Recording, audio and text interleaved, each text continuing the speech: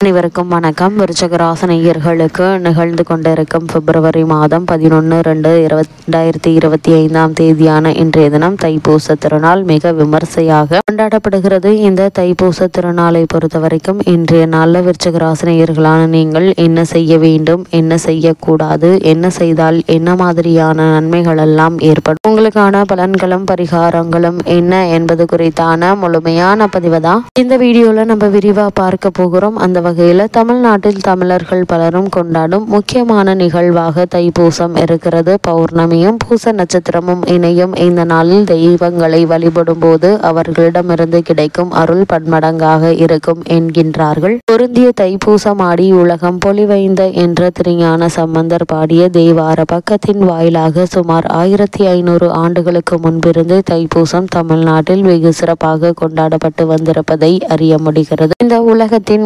முதலில் நீர்தான் உருவானது. அதன் பிறகு பிரம்மாண்டமான நிலப்பகுதி தோன்றியது என்று புராணங்கள் சொல்கின்றன. அப்படி இந்த உலகம் உருவாக தொடங்கிய தினமாக தைப்பூசம் உள்ளது என்பது முன்னோர்களுடைய கருத்து. இதனால் தான் இந்த உலகத்தின் முதலில் நீர் தோன்றியதை நினைவு கூறும் வகையில் தமிழ்நாட்டில் பல்வேறு ஆலயங்களிலும் தைப்பூச திருநாளை முன்னிட்டு தெற்ப உற்சவம் வெகு விமர்சையாக நடைபெற்று வருகிறது என்று அந்த கருத்து வலு சேர்க்கிறது. அது மட்டுமில்லாமல் தைப்பூச திருநாளில் சிவபெருமானையும் அம்பாளையும் வழிபடுவதும் முருகப்பெருமானை முன்னிலைப்படுத்துவதும் தான் முக்கிய நோக்கமாக இருக்கிறது.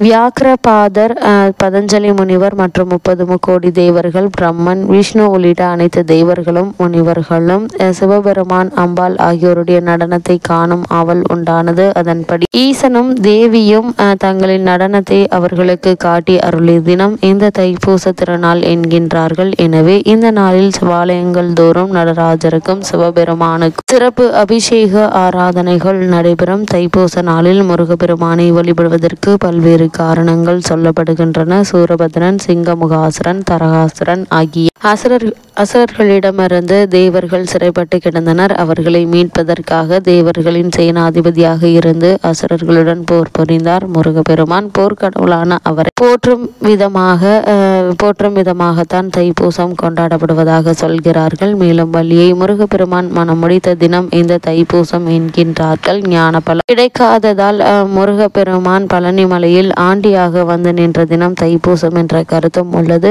இதனால் தான் தைப்பூசம் திருநாளானது பழனியில் மிக சிறப்பாக நடைபெற்று வருகிறது. இவற்றையெல்லாம் புறம் தள்ளினாலும் இன்னொரு விஷயத்தை நாம் ஏற்றுக்கொண்டுதான் ஆக வேண்டும். அது என்னவென்றால் முருகப்பெருமான் தமிழர்களின் தெய்வமாக கருதப்படுகிறார். தமிழர்களின் உயர்வை சொல்லும் மாதமாக தை மாதம் திகழ்கிறது. அதோடு ஒவ்வொரு பௌர்ணமியும் தெய்வத்தை வழிபட சிறந்த நாளாக சொல்லப்படுகிறது. அந்த வகையில் தமிழ் மாதமான தை மாதத்தில் தமிழ் கடவுளான முருகப்பெருமானை பௌர்ணமி தினத்தில் வழிபடுவதால் தைப்பூசம் சிறப்புக்குரிய நாளாக மாறியிருக்கலாம் என்பது பலரும் ஏற்றுக்கொள்ளும் ஒரு கருத்தாக இருக்கிறது.